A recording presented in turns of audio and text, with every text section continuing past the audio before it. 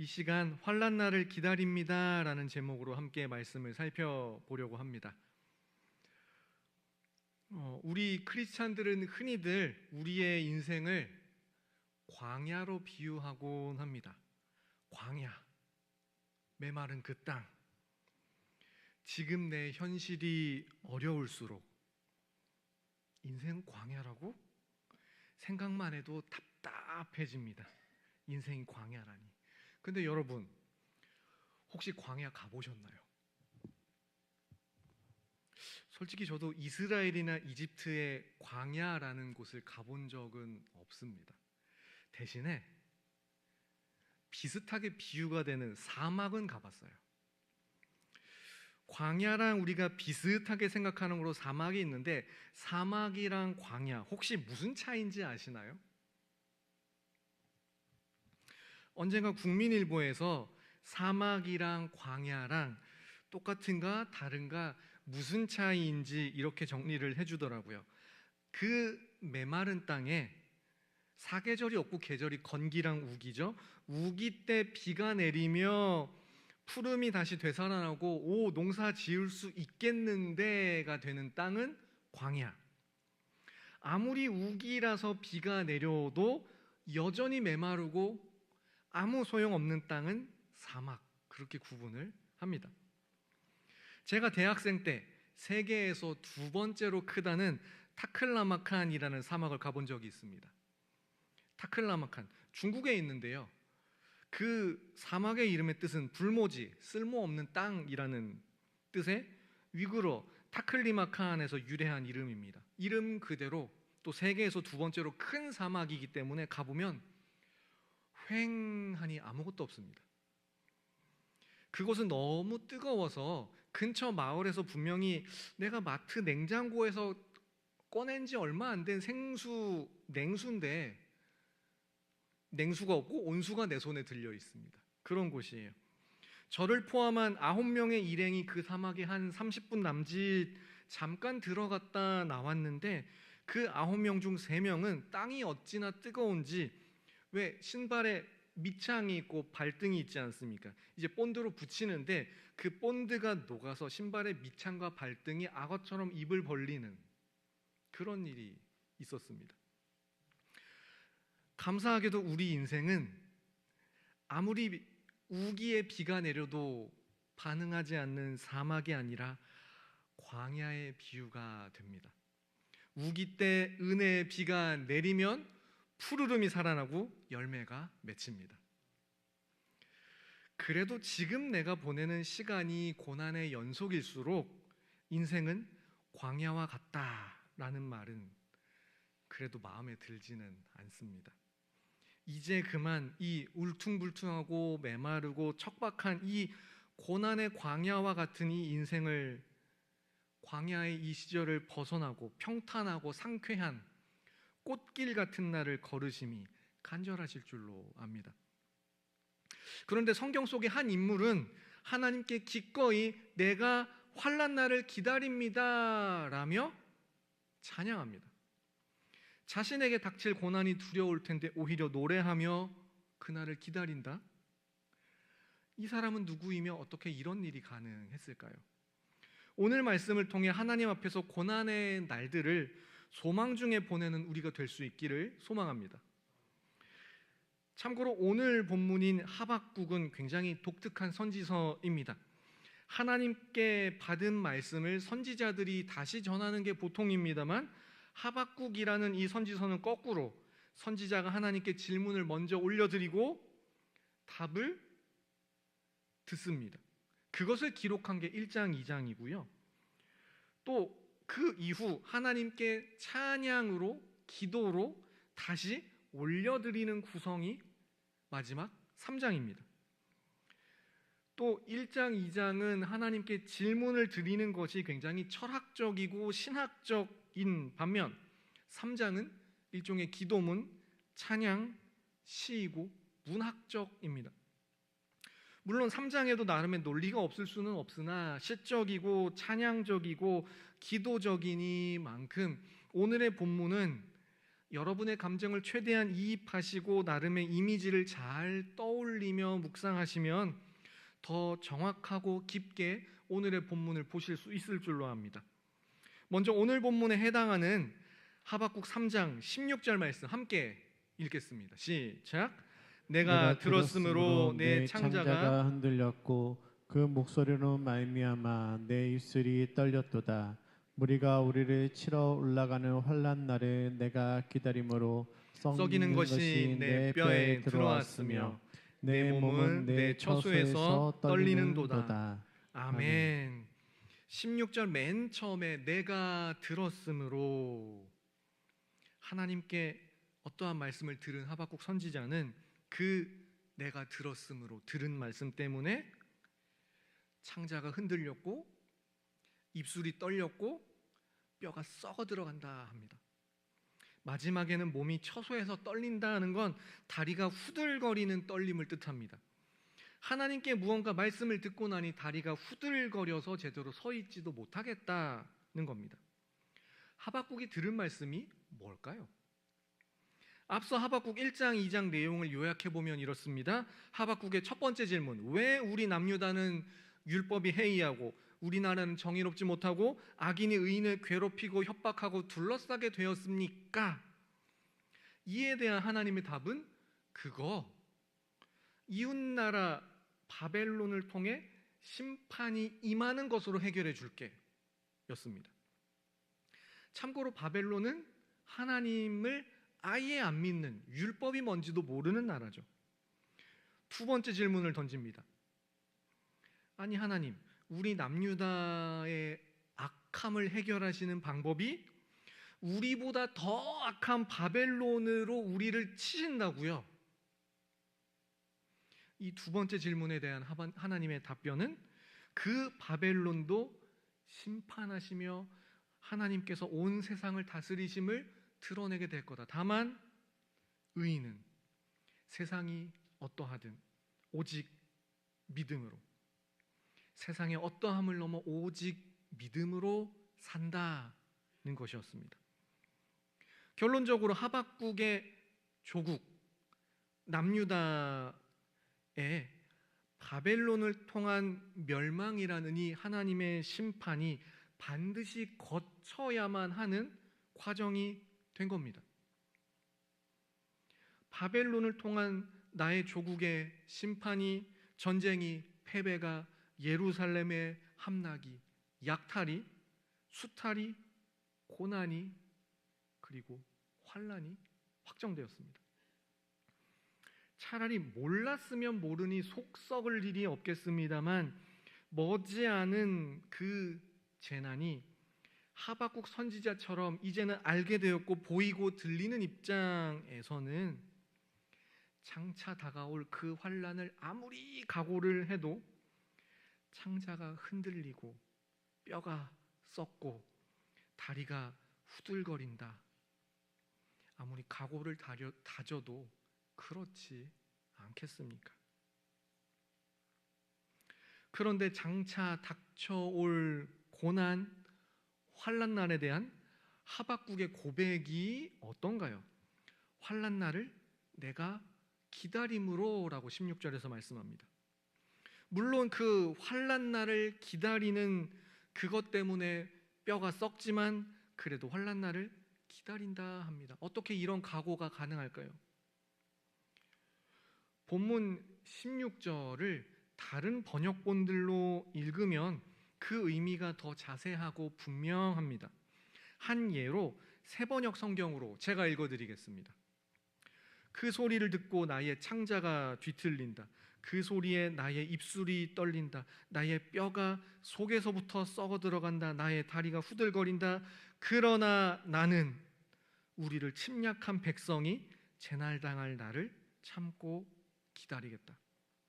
그러나 나는 우리를 침략한 백성, 즉 바벨론이 다시 재난당할 날을, 그날이 오기까지 참고 기다리겠다. 지금은 우리가 환난 당할 차례인 것 맞습니다. 다만 심판 속에서도 다시 자녀들의 구원을 준비하신 하나님께서 나중에는 우리를 침략한 이 바벨론이 영원히 패하게 하실 그날을 기다리겠다. 하박국이 기다리는 환난은 그저 절망이 아니라 다시 소망이었습니다. 사랑하는 성도 여러분, 전쟁 없는 승리란 없고 고난 없는 영광이란 없습니다. 하박국이 기다리는 환난은 영원한 패배가 아니라 환난의 터널을 통과한 후 다시 맞게 될 승리, 역전이었음을 믿으시기 바랍니다. 그래서 17절 이하에 환난 날에 바벨론 때문에 무화과가, 포도 열매가, 올리브가, 논밭에 먹을 것이 양과 소가 없을지라도, 바벨론에게 다 뺏기는 그날이 온다 할지라도 구원의 하나님 때문에, 구원하신 하나님 때문에, 앞으로 구원하실 하나님 때문에 기뻐한다. 하박국이 그렇게 고백할 수 있었던 겁니다. 그러면 정말 하박국처럼 고난에 대해 하나님을 원망하지도 믿음을 포기하지도 않고 고난을 피하지 않고 그 고난을 오히려 소망 중에 기다린 사람이 또 있을까요? 있습니다. 예를 들면 먼저 하박국 선지자와 동시대를 보낸 또 다른 선지자 예레미야를 살펴보겠습니다. 요즘 새벽마다 묵상 중이죠? 예레미야 애가 3장 19절부터 23절 말씀 함께 읽겠습니다. 시작. 내 고초와 재난 곧 쑥과 담즙을 기억하소서. 내 마음이 그것을 기억하고 내가 낙심이 되오나, 내 마음이 그것을 기억하고 내가 낙심이 되오나. 이것을 내가 내 마음에 담아 두었더니 그것이 오히려 나의 소망이 되었사옴은 여호와의 인자와 긍휼이 무궁하심으로 우리가 진멸되지 아니함이니이다. 이것들이 아침마다 새로우니 주의 성실하심이 크시도소이다. 아멘. 내 고초, 19절에 내 고초, 재난, 그리고 고난의 쓴맛인 쑥과 담즙, 이것을 기억하고 마음이 낙심이 되오나, 그럼에도 그것을 마음에 담아두었더니 오히려 소망이 되었다. 왜일까요? 우리를 향한 여호와의 인자, 즉 사랑과 긍휼, 고난의 쓰디 쓴맛을 겪는 우리를 불쌍히 여기사 우리가 진멸되지 않으니 오히려 소망이 있다. 하박국과 동시대의 조국의 멸망을 몸소 겪은 예레미야의 고백입니다. 고난의 쓴맛을 마음에 담아두었더니 오히려 소망이 되었다. 실제로 남유다는 바벨론 포로기 70년의 이 환란의 날을 통과하여 바사, 즉 페르시아로 지배자가 바뀌며 포로들이 예루살렘으로 귀환을 하는 승리의 날을 얻게 되었죠. 우리가 겪는 고난은 사실은 당연합니다. 남유다가 바벨론에 의해 환난당하는 것도 사실은 하박국 선지자가 따질 만한 것이 아니었습니다. 바벨론이 남유다보다 더 큰 죄인이다. 죄인은 다 죄인입니다. 죄인은 자신의 죄값을 치러야 합니다. 우리의 고난, 우리의 죄값으로 고난을 치른다? 죄값은 사실은 사망입니다. 로마서 3장 23절 말씀과 같이 모든 사람은 다 죄인입니다. 세상이 죄인으로 꽉꽉 채워져 있으니 당연히 그에 따른 고통과 고난은 서로에게 모두에게 없을 수가 없습니다. 어떠한 방식으로든 인생은 광야를 통과하는 것일 수밖에, 그런 평생일 수밖에 없습니다. 이처럼 본래 우리에게는 소망이 없었습니다. 그런데 소망이 생겼습니다. 마가복음 14장 36절 말씀 함께 읽겠습니다. 시작. 이르시되 이르시되 아빠 아버지여 아버지께는 모든 것이 가능하오니 이 잔을 내게서 옮기시옵소서. 그러나 나의 원대로 마시옵고 아버지의 원대로 하옵소서 하시고 아멘. 우리가 당할 영원한 패배를 예수님께서 대신 담당해 주셨습니다. 우리 주님께서는 이 잔 십자가 고난이라는 그 고난, 본래는 우리가 담당해야 될 그것을 피하지 않고 담당하셨습니다. 주님께서 우리 대신 당하신 그 고난을 통해 우리는 영원한 승리를 보장받게 되었습니다. 사랑하는 성도 여러분, 요즘 어떤 환난 날을 두려움 가운데 기다리고 보내고 계십니까? 질병의 고통입니까? 경제적 압박입니까? 취업? 다시 그 이후 진로? 직장에서 관계 문제인가요? 가족 관계가 나아질 기미가 보이지 않으십니까? 그리고 어떠한 동기로든 얻은 우울함과 정죄함이 내게 잠 못 이루는 밤을 선사합니까? 서두에 말씀드린 것처럼 감사하게도 우리의 인생은 아무리 비를 뿌려도 소용없는 사막이 아니라 은혜의 비가 내리면 다시 살아나고 열매 맺는 광야와 같습니다.